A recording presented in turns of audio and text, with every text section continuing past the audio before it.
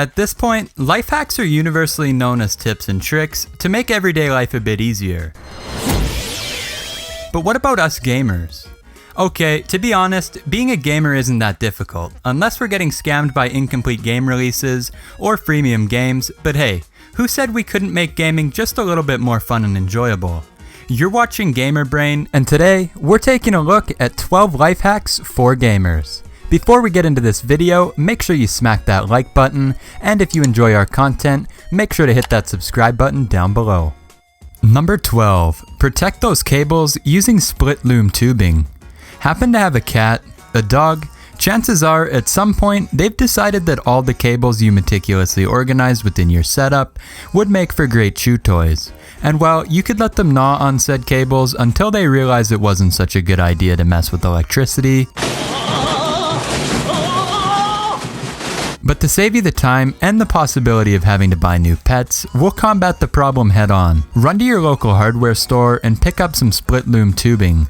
What this stuff is going to allow you to do is protect those wires from any and all pets that are hungry for a midnight snack.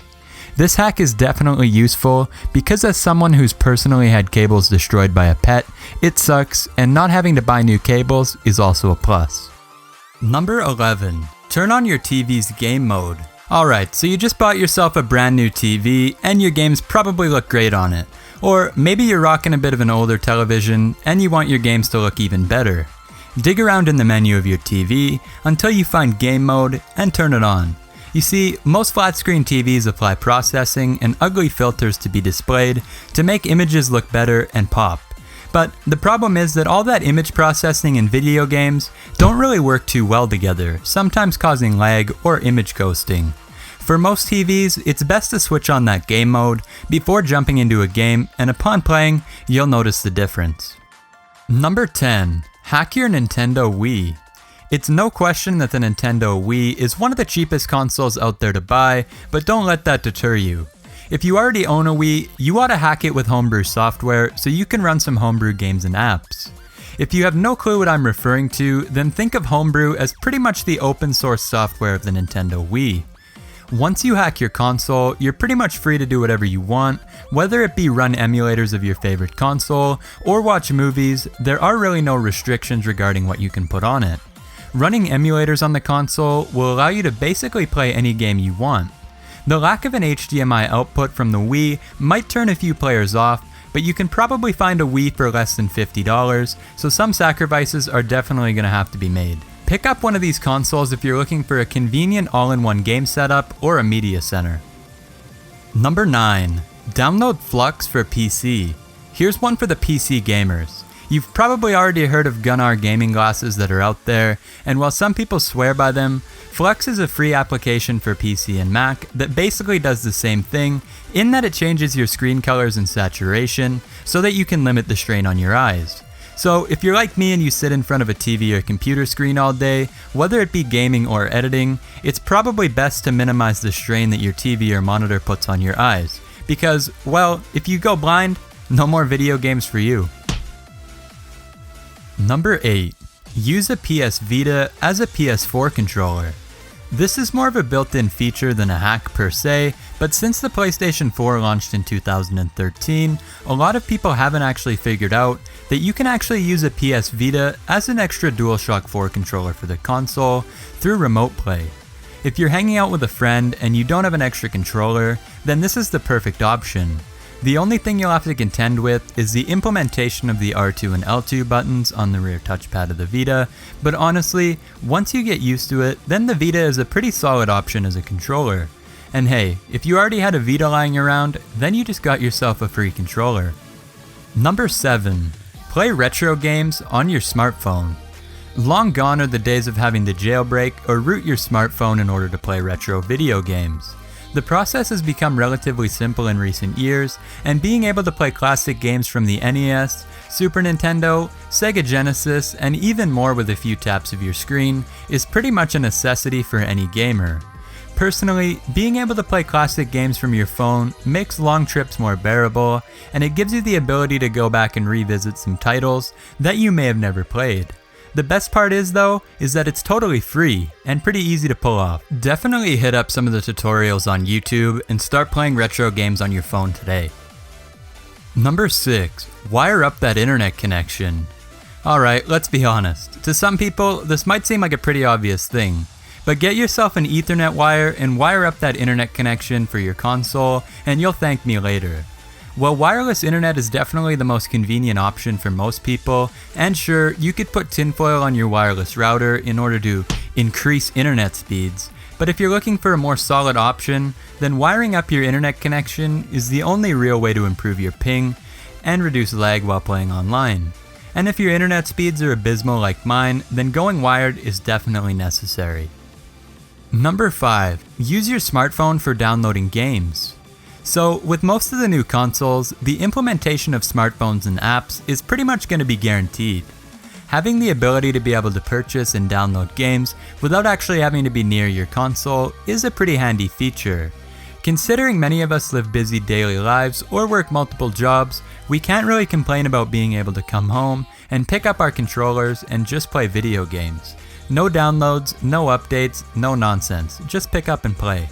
The Xbox One offers the Smart Glass app, and the PSN app can also be found on the App Store or Google Play. Smartphone integration is a really nifty feature that not a lot of people seem to be taking advantage of. Number 4. Free Skype calling with Xbox Live. Here's one a lot of people don't know.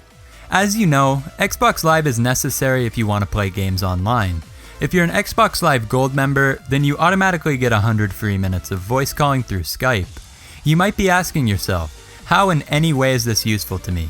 Well, if you're not a Skype user, you can set up the Xbox One's voice control through Connect and make a contact on Skype for your favorite pizza place, Papa John's, or takeout restaurant, and bam, in 30 minutes or less, you'll have food at your door and you didn't even have to leave the couch.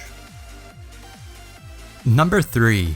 Remote Play PlayStation 4 for PC and PlayStation Vita. With the release of the Nintendo Switch, playing console quality titles on the go is no longer out of reach. But a few years before the Switch came out, Sony's PlayStation Vita was able to play PS4 titles via Remote Play.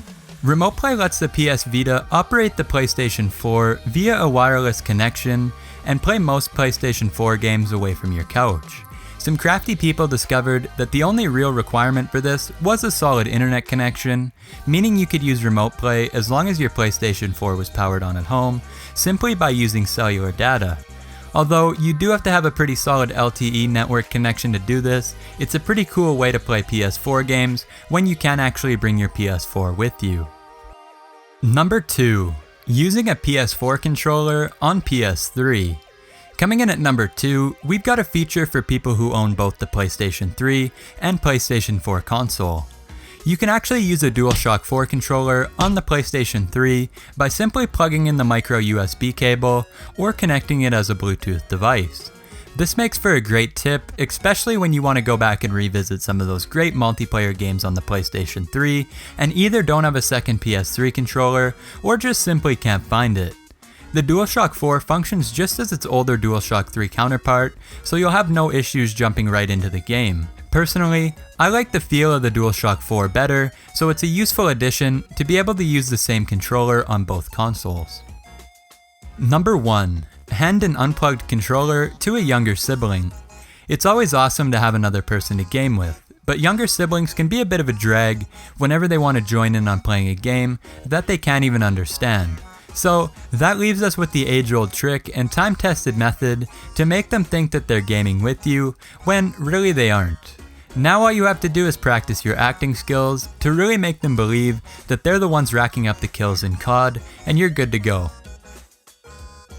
Alright guys, and there you have it. There is 12 life hacks for gamers. I really hope you enjoyed this video. If you did, remember to leave a thumbs up down below. And if you're new here, remember to hit that subscribe button to stay up to date with all the latest releases from the channel. Also guys, go ahead and leave me a comment if you have a life hack that I missed on this list. I definitely want to know some more useful life hacks, and maybe I'll make a video that's a part 2 to this in the future. Anyways guys, remember to give us a follow over on Twitter if you haven't, at GamerBrainYT. Also go ahead and give me a follow on Instagram as well. You never know what's going to hit my Instagram. I don't post on there too much, but there could be some cool photos or something like that. So guys, definitely go over there. It's the place to be on the internet. But anyways, guys, I really hope you enjoyed this video, and thank you very much for sticking around to the end. This is Tyler from GamerBrain, and I'll catch you guys in the next one.